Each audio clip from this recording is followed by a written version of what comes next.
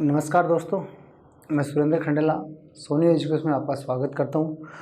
दोस्तों, हम राजस्थान की नदियां पढ़ रहे थे और राजस्थान की नदियों में हमने अंतरिक्ष प्रवाह की नदियां देखी, अरब सागर की ओर जाने वाली नदियां पढ़ी और बंगाल की खाड़ी की ओर जाने वाली सभी नदियां पढ़ी हैं। इसमें एक नदी रह गई थी, जो बनास नदी रह गई थी, और बनास नदी की हम बात करेंगे। बनास नदी मुख्य रूप से किसकी सहायक नदी है? तो आप बताइए सर, चंबल नदी की सहायक नदी है। तो बनास नदी की हम बात करेंगे। चंबल की हमने पिछली क्लास में बात की थी। तो देखिए, बंगाल की खाड़ी की ओर जाने वाली नदियों की बात करें। बंगाल की खाड़ी की ओर जाने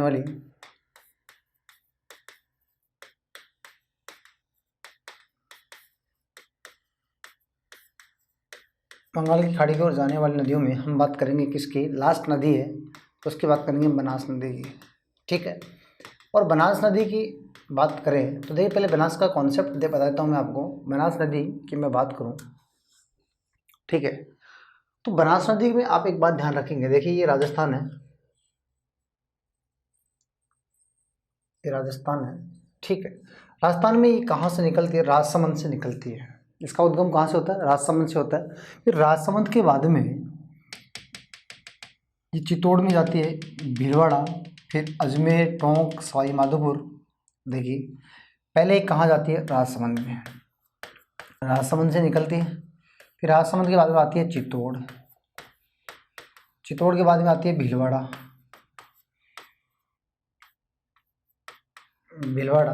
भीलवाड़ा के बाद में अजमेर, अजमेर के बाद में टोंक, और ये लास्ट में कहाँ जाती है? सवाई माधोपुर। और सवाई माधोपुर में ये चंबल में मिल जाती है। ठीक है। ये क्रम मैंने इसलिए बताया, क्रम ध्यान रखेंगे। ये राजसमंद, चित्तौड़, भीलवाड़ा, अजमेर, टोंक और सवाई माधोपुर, ये क्रम है ना, ये क्रम, ये उद्गम से मुहाने की ओर है। ये उद्गम से मुहाने की ओर है। अगर आप पीछे से वापस आएंगे, यानी सवाई माधोपुर से वापस आएंगे और राजसमंद की ओर आएंगे, तो वो क्या है? मुहाने से उद्गम की ओर है।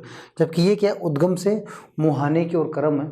ये है आपकी बनास नदी है। ठीक है। इस बनास नदी के बारे में हम डिटेल से बात करते हैं।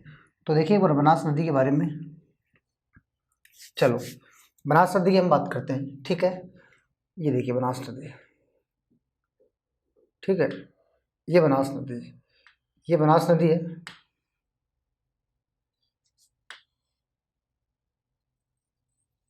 ये बनास नदी है, ठीक।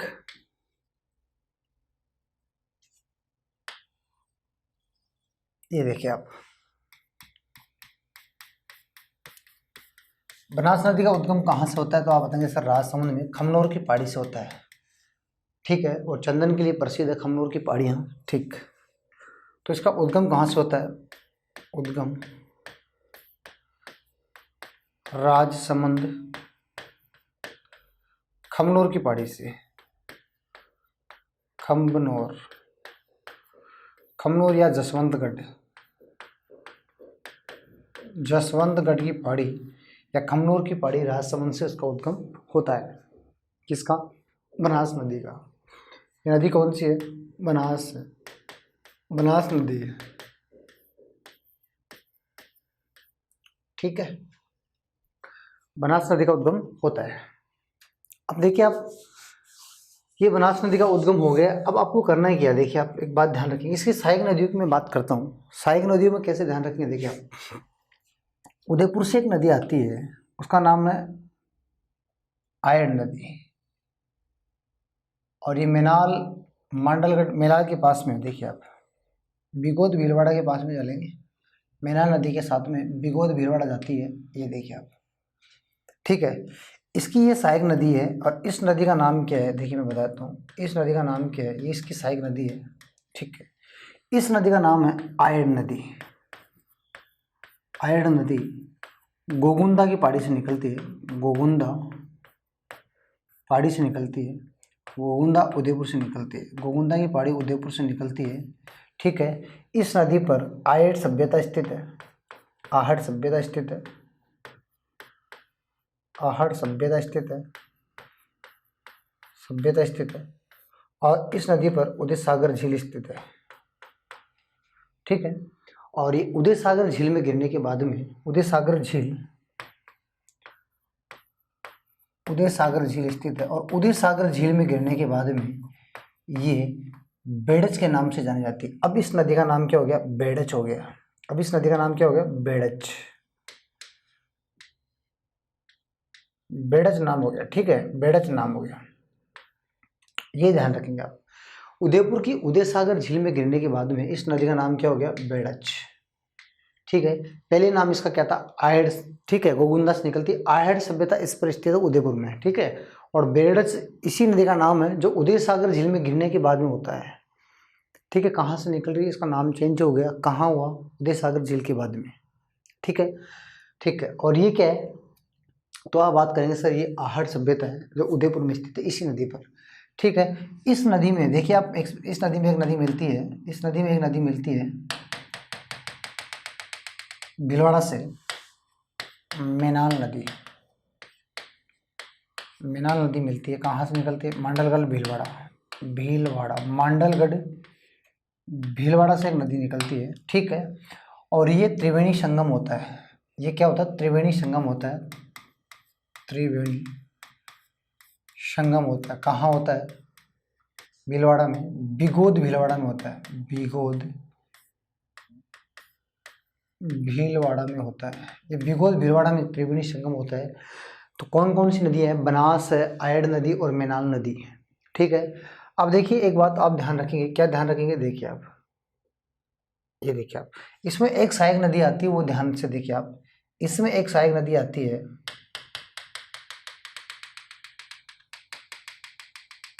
इस नदी का नाम है गंभीरी नदी। गंभीरी नदी है, ये कहाँ आती है? देवास एमपी से आती है। देवास एमपी से गंभीरी नदी आती है, ठीक है। और गंभीरी नदी इसमें कहाँ मिलती है? तो आप बताएंगे सर गंभीरी नदी इसमें कहाँ मिलती है? चित्तौड़ में मिलती है। कहाँ मिलती है? चित्तौड़ में मिलती है। जहाँ पर ये मिलती है वहाँ पर चित्तौड़गढ़ दुर्ग स्थित है, ठीक है। जहाँ पर ये मिलती है वहाँ दुर्ग कौन सा है? चित्तौड़गढ़ दुर्ग स्थित है, चित्तौड़गढ़ दुर्ग स्थित है, चित्तौड़गढ़ दुर्ग स्थित है, ठीक है। कहाँ मिलती है? चित्तौड़ में मिलती है। चित्तौड़गढ़ दुर्ग स्थित है, निमेड़ा में मिलती है। कहाँ मिलती है? निमेड़ा में, ठीक है। इसमें छोटी छोटी नदियाँ एमपी से और आती है, वो भी आप ध्यान रखेंगे, ठीक है। गुजरी, वामन, ठीक है, गुजरी वामन, ठीक है। ये आप ध्यान रखेंगे, इसकी सहायक नदियाँ हैं। किसकी सहायक नदी है? आयड़ नदी की सहायक नदी है। कौन सी? गुजरी वामन। ये गंभीरी है और ये कौन सी? मेनाल है, ठीक है। और इसी नदी पर, यहाँ पर इसी नदी पर चित्तौड़ में गोसुंडी बांध स्थित है। गोसुंडी, गोसुंडी बांध चित्तौड़गढ़ में स्थित है। गोसुंडी बांध चित्तौड़ में इस नदी पर स्थित है। गोसुंडी बांध चित्तौड़ में कौन सी नदी पर स्थित है? तो आप बताएंगे सर आयड़ नदी पर स्थित है। गोसुंडी बांध चित्तौड़ पर, ठीक है। ये आयड़ की सहायक है और ये भी आयड़ की सहायक है, ठीक है। आप ध्यान रखेंगे। मेनाल त्रिवेणी संगम मिलता है, भीलवाड़ा में निकलती है, वो निकलती है उदयपुर से। इतनी बात समझ में आई। इसके बाद भी आपको क्या ध्यान रखना, देखिए आप, इसके बाद भी आपको एक बात ध्यान रखना है। क्या ध्यान रखना? देखिए, ठीक है। एक बात ये ध्यान रखना है,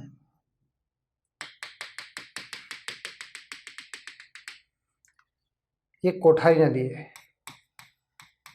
कोठारी नदी राजसमंद से निकलती है, दिवेर की पहाड़ी से, दिवेर पहाड़ी से निकलती है, राजसमंद से,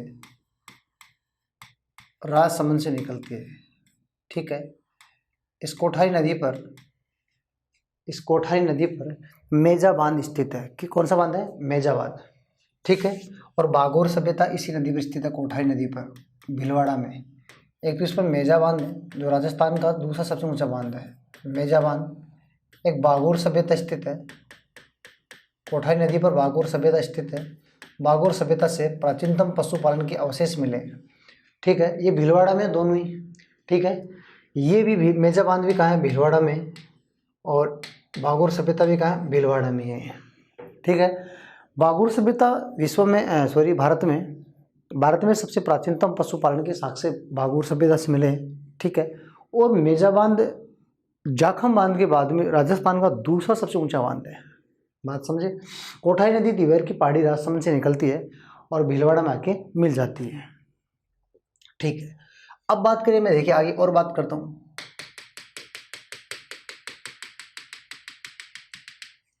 ठीक है, ये खारी नदी है, खारी नदी बिजराइल की पहाड़ी से निकलती है, बिजराइल पहाड़ी, बिजराइल की पहाड़ी राजसमंद से निकलती है, बिजराइल की पहाड़ी राजसमंद से निकलती है। कौन सी नदी? खारी नदी। ठीक है, और इस खारी नदी पर ध्यान से देखिए आप, इस खारी नदी पर, ये देखिए आप, इस खारी नदी पर एक नारायण सागर, नारायण सागर बांध स्थित है अजमेर में, नारायण सागर बांध अजमेर में स्थित है। ठीक है, और इसकी एक सहायक नदी है, उसका नाम क्या है? मानसी है। कौन सी है? मानसी इसकी सहायक नदी है। मानसी नदी भीलवाड़ा से निकलती है, इसकी सहायक नदी है। किसकी सहायक नदी? मानसी नदी। तो आप ध्यान रखेंगे, मानसी किसकी सहायक नदी है? खारी की सहायक नदी है। ठीक है, तो खारी नदी कहाँ आ रही है? देखिए आप, खारी ये आ रही है बिसलपुर के पास में, बिसलपुर टोंक के पास में। और इस खारी नदी में एक नदी आ रही है किशनगढ़ से, डाई नदी। डाई नदी कहाँ से आ रही है? किशनगढ़ अजमेर से आ रही है, किशनगढ़ की पहाड़ी अजमेर से आ रही है डाई नदी, किशनगढ़ की पहाड़ी अजमेर से आ रही है डाई नदी। ठीक है, तो खारी और डाई का संगम कहाँ होता है? ये भी एक त्रिवेणी संगम है, तो आप कह सकते हैं त्रिवेणी संगम। ठीक है, खारी और डाई नदी है। ठीक है, खारी और डाई नदी एक त्रिवेणी संगम हो रहा है। ठीक है, ये ध्यान रखेंगे। तो अब एक बात ध्यान रखिए, खारी होगी, डाई हो गई, इस त्रिवेणी संगम कहाँ हो गया? तो बिसलपुर बांध के पास हुआ, टोंक, टोंक में हुआ। कहाँ? बिसलपुर बांध में,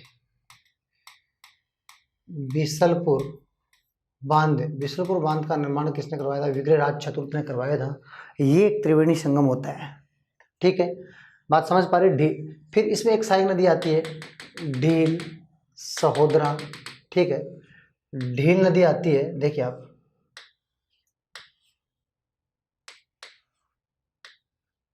ढील नदी आती है। ठीक है, ये भी किशनगढ़ की पहाड़ी से आती है, किशनगढ़ पहाड़ी से आती है ढील नदी।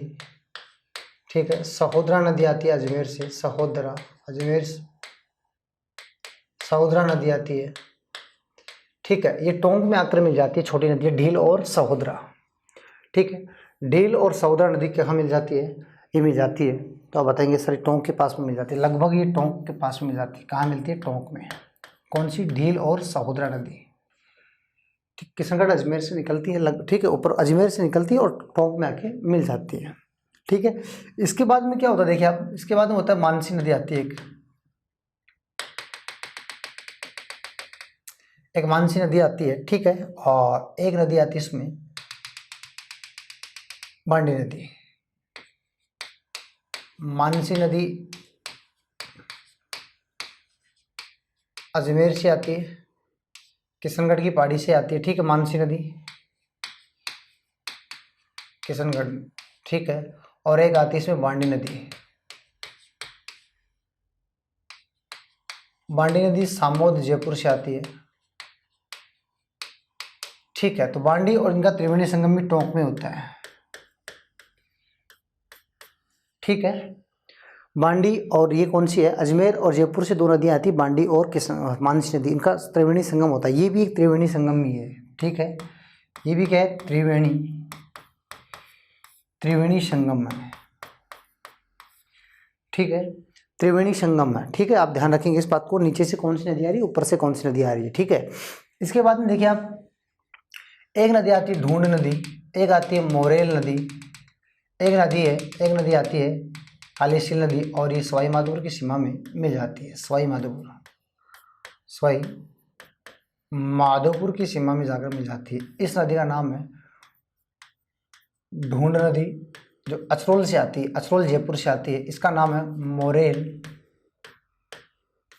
नदी। देखिए मोरेल नदी हमने कहाँ पढ़ी थी? मोरेन, वहाँ न था, ये ल है ना, न था उसमें माही नदी में। ठीक है, ये ल है।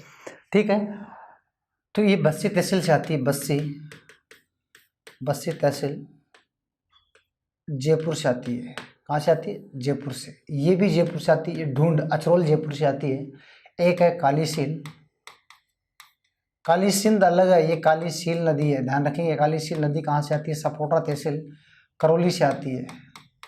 सपोटा तहसील करौली से आती है और ये ठीक है। और तीनों नदियाँ लालसोट दौसा के पास में, ये दौसा के पास में मिलकर कहाँ जाती है? सवाई माधोपुर में गिर जाती है। ठीक है, फिर आगे चलता है और आगे चलने के बाद में ठीक है एक नीचे से नदी आती है, उस नदी का नाम चंबल है, जो मुख्य नदी है ये चंबल है। ठीक है, ये चंबल है और चंबल नदी आगे जाती है और अब चंबल नदी रहेगी। ठीक है, अब कौन सी रहेगी? चंबल ही रहेगी। और यहाँ से एक छोटी नदी आती है, उसका नाम क्या है? सीप है। ये भी एक त्रिवेणी संगम होता है सीप और चंबल और बनास नदी का। सीप नदी जो कहाँ से आती है? एमपी से। एमपी के कहाँ से आती है? श्योपुर से आती है, पिछली क्लास में हमने देखा था। ठीक है, और ये नदी कौन सी? चंबल नदी है। चंबल नदी कहाँ से आती है? वही कहाँ से आती है? एमपी से आती है, जानाबाव की पहाड़ी से। यहाँ भी त्रिवेणी संगम होता है रामेश्वर में। रामेश्वर में क्या होता है? त्रिवेणी संगम होता है। ठीक है, कहाँ? सवाई माधोपुर में। सवाई माधोपुर में त्रिवेणी संगम होता है। फिर ये नदी कहाँ चली जाती है? आपको पता है ये कहाँ चली जाती है? यमुना नदी में चली जाती है। ये यमुना नदी है, यमुना नदी। और इस यमुना नदी में इटावा के पास में ये चंबल नदी चली जाती है। ये कौन सी नदी है? चंबल नदी। चंबल नदी यमुना नदी में चली जाती है। अब सारा पानी इसके बाद में चंबल नदी में चला जाएगा और रामेश्वर है, इसको मीणाओं का प्रयागराज भी कहा जाता है। ठीक है, अब आप देखिए एक बार ध्यान से देखिए, एक बार दोबारा देख लीजिए आप। ठीक, एक बार मैं आपको यहाँ से बता देता हूँ। ठीक है, एक बार आप नीचे से देखिए। अब आप ध्यान से देखिए, ये नदी इस दिशा में जा रही है, तो ये जो भाग है ये तो कौन सा है? दायां भाग है। और ये ऊपर वाली नदी बाएं भाग से आ रही है और नीचे वाली सब दाएं भाग से आ रही है, यानी ये दाएं भाग से आने वाली नदी है, दाएं भाग से आने वाली नदी है। ठीक है, तो आप दाएं भाग से देखेंगे पहले। ठीक है, पहले कहाँ से देखेंगे? दाएं भाग से देखेंगे। देखिए आप, पहले मैं आपको दाएं भाग से बता देता हूँ। ठीक, तो दाएं भाग से पहले मैं नदी बनाई, मुख्य नदी कौन सी थी? बनास थी। ठीक है, बनास कहाँ से निकलती है? खमनोर की पहाड़ी से निकलती है, जसवंतगढ़ की पहाड़ी भी बोल सकते हैं इसको। ठीक है, जसवंतपुरा की पहाड़ी जालौर में, ये जसवंतगढ़ की पहाड़ी है। ठीक है, तो आप बताएंगे सर मुख्य नदी हो गई। ठीक है, अब मैं बात करूँ कौन सी? दाईं ओर से। दाईं ओर से मैंने एक नदी मिलाई, आहेड़ नदी। आहेड़ नदी का उद्गम गोगुंदा की पहाड़ी से होता है और इस पर आहेड़ सभ्यता स्थित है उदयपुर में, और इस पर उदय सागर झील में गिरने के बाद में इस नदी का नाम बेड़च हो जाता है। ठीक है, इसमें एमपी से एक नदी आती है गंभीरी। ठीक, गंभीर अलग है, गंभीर नदी मैंने अलग बताई थी, जो डायरेक्ट किस में जाती है? यमुना में। गंभीर, ये गंभीर ही है। ठीक है, चित्तौड़, ये दोनों जहाँ मिलती है वहाँ पर चित्तौड़गढ़ दुर्ग स्थित है। और राजस्थान का सबसे बड़ा लिविंग फोर्ट कौन सा है? चित्तौड़गढ़ दुर्ग है। आवासीय किला, लिविंग फोर्ट मतलब आवासीय किला कौन सा? चित्तौड़गढ़। राजस्थान का दूसरा सबसे बड़ा आवासीय किला कौन सा है? तो आप बताएंगे जैसलमेर है। ठीक है, तो इन दोनों नदियों के संगम पर क्या होता है? यहाँ पर एक चित्तौड़गढ़ दुर्ग स्थित है। फिर देखिए आप, नदी कौन सी मुख्य? इन दोनों में मुख्य नदी कौन सी? आयड़। फिर आयड़ आगे चलती है, तो आयड़ पर गोसुंडी बांध स्थित है, कहाँ? चित्तौड़ में। फिर इसमें दो छोटी नदियाँ मिलती है, गुजरी और वामन। ये दो आपको याद रखनी, गुजरी वामन, और गोलवा भी है। गुजरी वामन गोलवा, गुजरी वामन दो मैंने लिखा है, एक आप वो लिखना, गोलवा नदी। ठीक, फिर यहाँ भीलवाड़ा से एक छोटी नदी मिलती है, उसका नाम है मेनाल, और यहाँ एक त्रिवेणी संगम होता है। पहला त्रिवेणी संगम ये होता है, देखिए पहला त्रिवेणी संगम, ये दूसरा त्रिवेणी संगम और ये तीसरा त्रिवेणी संगम। 3 त्रिवेणी संगम हो रहे हैं और एक त्रिवेणी संगम, ये 4 त्रिवेणी संगम याद रखने हैं। कितने त्रिवेणी संगम है? 4 त्रिवेणी संगम। अगर क्रम से पूछे तो पहला त्रिवेणी संगम भिगोद में होता है, दूसरा कहाँ होता है? बिसलपुर बांध टोंक के पास होता है, तीसरा कहाँ होता है? ये भी टोंक में होता है, और चौथा होता है रामेश्वर सवाई माधोपुर में। 3 ये 4 आपको क्या ध्यान रखना है? त्रिवेणी संगम। तो नीचे की नदियाँ याद होगी। फिर यहाँ इस त्रिवेणी संगम पर नदी कौन सी आ रही है? चंबल, सीप और बनास। तो ये तो दाईं ओर से नदी आती है, दाईं ओर से ज़्यादा नदी नहीं, दाईं ओर से एक ही नदी मुख्य रूप से जा रही है। एक तो कौन सी जा रही है? आयड़, और एक जा रही है मेनाल। आयड़ और मेनाल का त्रिवेणी संगम होता है। बाकी तो ये आयड़ की सहायक ही है। आयड़ नदी का नाम बेड़च कहाँ होता है? तो आप बताएंगे सर उदय सागर झील के बाद में इस नदी का नाम बेड़च होता है। और आहड़ सभ्यता ये है, इस आहड़ सभ्यता को ताम्र युगीन की क्या कहते हैं? नगरी कहते हैं। ताम्र युगीन की नगरी किस सभ्यता को कहते हैं? तो आप बताएंगे आहड़ सभ्यता को कहते हैं, ताम्र युगीन। ठीक है, और ताम्र युगीन की जननी किसे कहते हैं? तो मैंने बताया गणेश्वर सभ्यता को जननी कहते हैं और इसे कहते हैं नगरी। ठीक, ये थी उत्तरी भाग से, दाईं ओर से। अब बाईं ओर से देखिए आप नदियों को, बाईं ओर से देखिए, बाईं ओर से देखिए आप, ध्यान से देखिए आप, बाईं ओर से, ये देखिए आप, बाईं ओर से मैं बात करूं, ये बाईं ओर से है, कौन सी ओर से, बाईं ओर से, दाईं ओर से हो गई। अब बाईं ओर से देखिए आप, पहले नदी कौन सी आ रही, कोठारी, कोठारी नदी पर मेजा बांध स्थित है।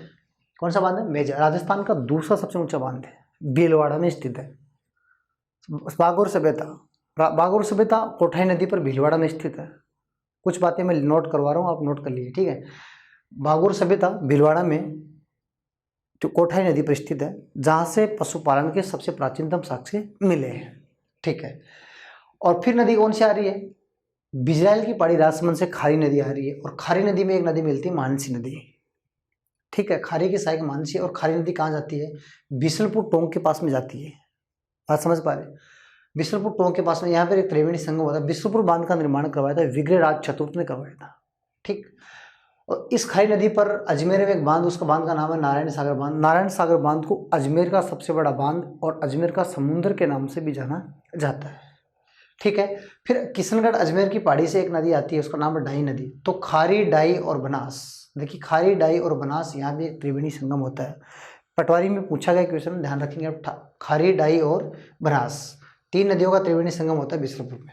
फिर ऊपर कौन सी आ रही है, ढील नदी अजमेर से आ रही है, सहोदरा नदी अजमेर से आ रही है, टोंक में मिल रही है, नॉर्मल बात है, ठीक है।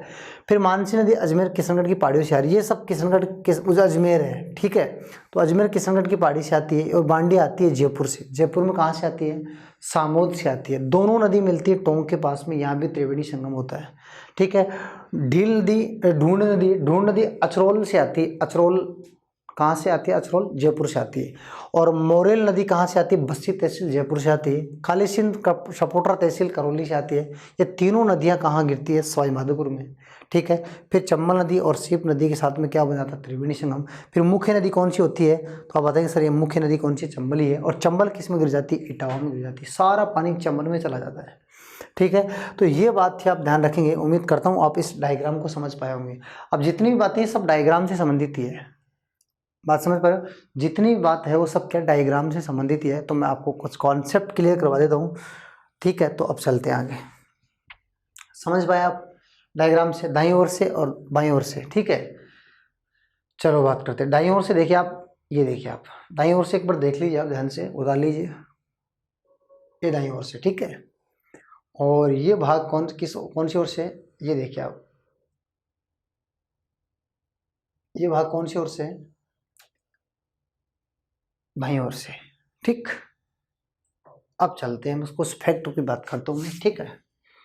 अब सर बात है बनास नदी की बात कर रहे हैं, बनास नदी। अब मैं कुछ फैक्टों की बात कर रहा हूँ, उद्गम की मैं बात करूँ, फैक्ट बताऊँ, फैक्ट कहाँ से उद्गम होता है, तो आप बताएं सर खमनोर, खमनोर की पहाड़ी। अगर खमनोर की पहाड़ी ऑप्शन में नहीं है तो आप बताएंगे सर पहाड़ी, तो आप बताएंगे जसवंतगढ़ पहाड़ी। जसवंतपुरा की पहाड़ी जालोर में, जबकि जसवंतगढ़ की पहाड़ी चंदन के वृक्ष के लिए प्रसिद्ध है, चंदन के वृक्ष के लिए प्रसिद्ध है, चंदन वृक्ष के लिए क्या प्रसिद्ध है। और ये पिंडमांड क्षेत्र का निर्माण करती है, देवगढ़ पहाड़ी को काटकर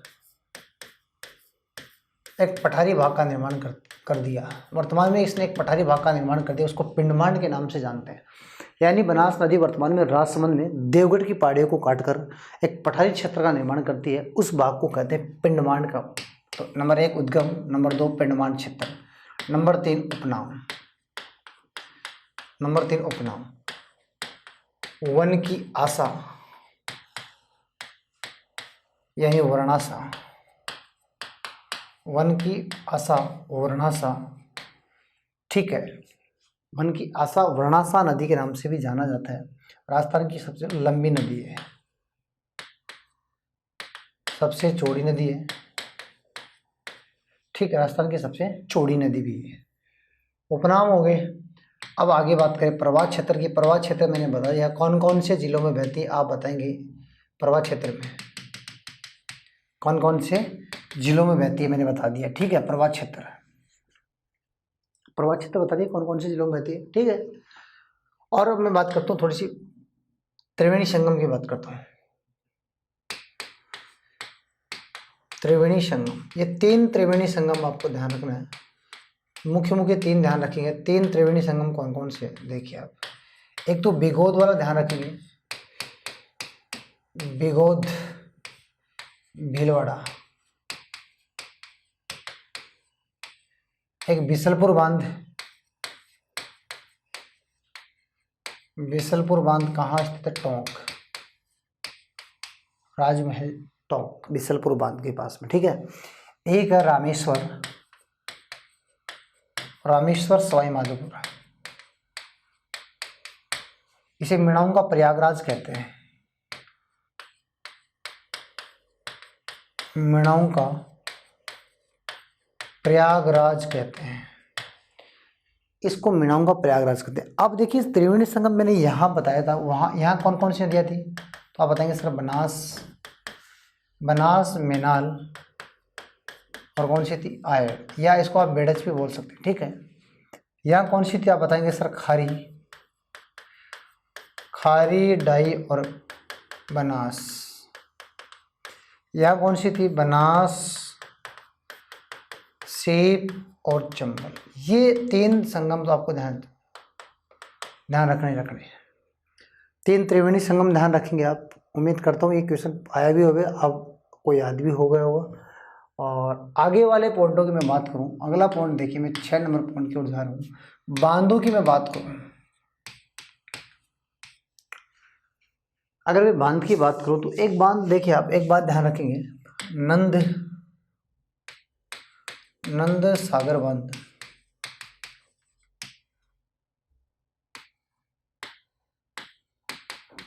भागेरी नाका बांध, मातर कुंडिया बांध, गोशुंडी बांध, मेजा बांध,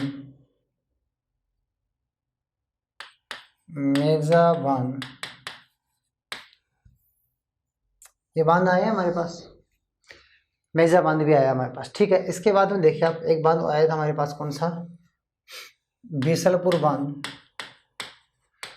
बिसलपुर बांध भी आया है। एक बांध आया हमारे पास नारायण सागर बांध,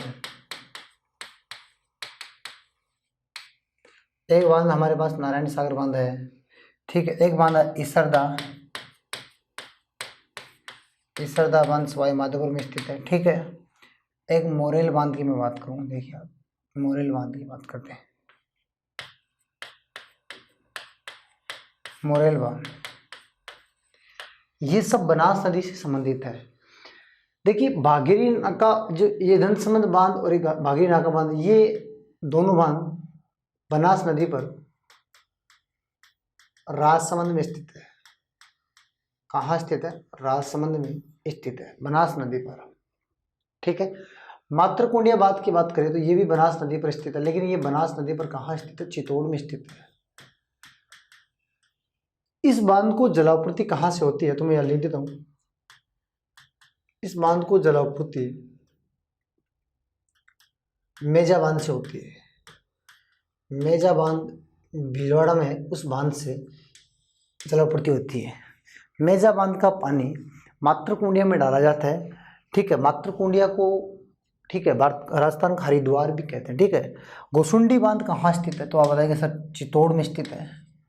लेकिन चित्तौड़ में कौन सी नदी पर है, तो चित्तौड़ पर ये कौन सी नदी पर? आयड़ नदी पर। अगर आयड़ ऑप्शन में नहीं है तो आप बताएंगे गंभीर नदी पर, गंभीरी नदी पर, क्योंकि गंभीर नदी और आयड़ नदी के संगम के जस्ट बाद में है, ठीक है।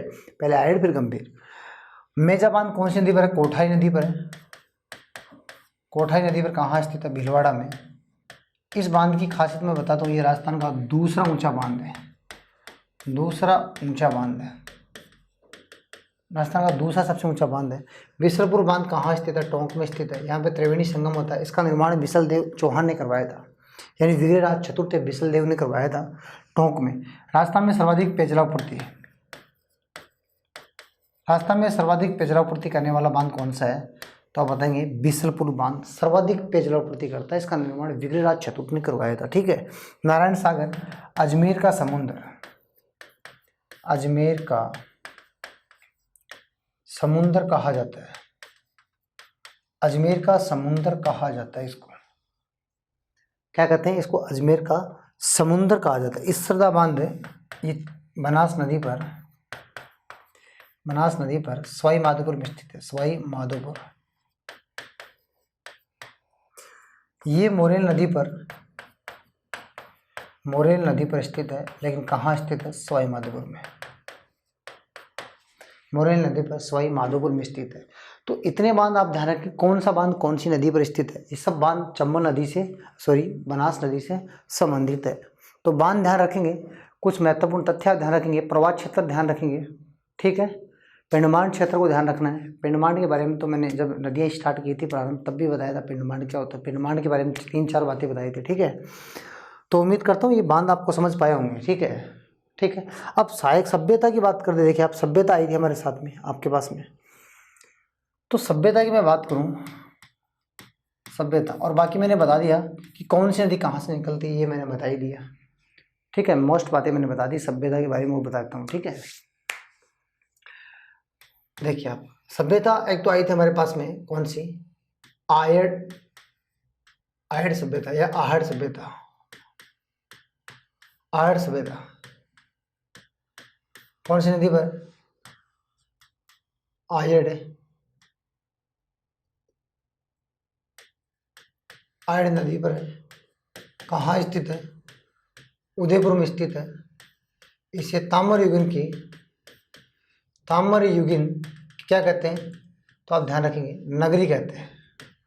ताम्रयुगीन की क्या कहते हैं? नगरी कहते हैं। उदयपुर में स्थित है।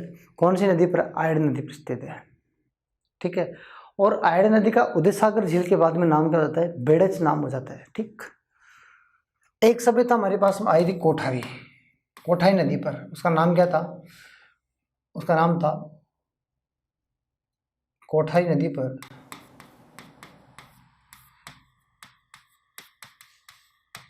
बागुर सभ्यता,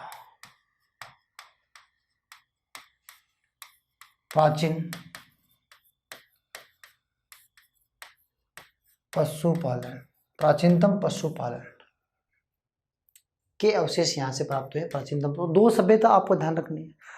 बाकी मैंने बता दिया कौन से, त्रिवेणी संगम मैंने बता दिया। ठीक है। बांध मैंने बता दिया, कुछ महत्वपूर्ण तथ्य बता दिए। प्रवाह क्षेत्र ध्यान रखना है, उद्गम ध्यान रखना है, उपनाम ध्यान रखना है। यही क्वेश्चन आते हैं। ठीक है। कौन कौन सी किसकी सहायक नदी, ये ध्यान रखना। कौन सी नदी कहाँ से निकल रही है, ये मैंने डायग्राम में बता दिया। ठीक है। तो उम्मीद करता हूँ आप समझ पाएंगे इस बात को। इतनी बातें ध्यान रखनी, ज़्यादा कुछ नहीं। चंबल के बारे में विस्तार से पढ़ लिया, बनास के बारे में पढ़ लिया, सीप के बारे में मैंने पहले बता ही दिया था, आयड के बारे में गोगुंदा बता ही दिया मैंने, खारी नदी कहाँ से निकलती बता ही दिया, वहाँ लिखा था मैंने। ठीक है। कोठारी से, कोठारी गांव से, कोठारी की पहाड़ी से निकलती है, कोठारी नदी रिवर की पहाड़ी से निकलती है ना। तो ये बातें किशनगढ़ की पहाड़ी से कौन कौन सी निकलती है वो मैंने बता दिया। ठीक है। तो उम्मीद करता हूँ आप समझ पाए होंगे इस बात को। ठीक है। अब देखिए कुछ बातें और हम करें, देखिए आप कुछ बातें और करें। ये देखिए आप देखिए हमने एक बात की, कुछ सहायक नदियाँ हैं। देखिए कुछ नदी कर्म, एक नदी आई खारी, खारी नदी, एक खारी नदी और आई थी हमारे पास, खारी नदी। बांडी नदी भी आपके पास एक तो आई थी पहले लूनी नदी में, एक बांडी नदी, बांडी नदी अब आई है। एक आई थी आपके पास, एक नदी आई थी आपकी मानसी, ये मानसी 2 बार आ गई है। ठीक है। और एक मानसी ये आई है। ठीक है। और एक आपके पास में आई थी मांगली, एक आई थी मेज। ठीक है। एक आई थी ईज, एक आई थी ईरू, एक आई थी काली सिंध, काली सिंध, एक आई थी काली सील, काली सील। ठीक है। आई थी ना, एक आई थी मोरेन, एक आई थी मोरेल, मोरेल, समझ रहे हो बात, मोरेल। एक आई थी घोड़ा पछाड़, घोड़ा पछाड़ और घोड़ा पछाड़, घोड़ा पछाड़। ठीक है, अब आप ध्यान से देखिए इन नदियों में क्या अलग अलग, कैसे इनको अलग अलग ध्यान से रखें। एक खारी नदी तो है बनास की सहायक, बनास की सहायक, अभी जो हमने पढ़ी। एक खारी नदी सांबर झील में गिरती है और रूपनगढ़ नदी की सहायक में, या आप ये बोल सकते हो सांबर झील में गिरती है, सांबर झील में गिरती है। ठीक है, एक खारी नदी आई थी जवाई की सहायक, जवाई की सहायक। ठीक है, ठीक है। और कुन्नू नदी के बारे में मैं बता देता हूँ आपको, कुन्नू और कुन्नू, चलो उसकी बात हम बात करेंगे, यहाँ कर देता हूँ मैं कुन्नू, कुन्नू कुकुंद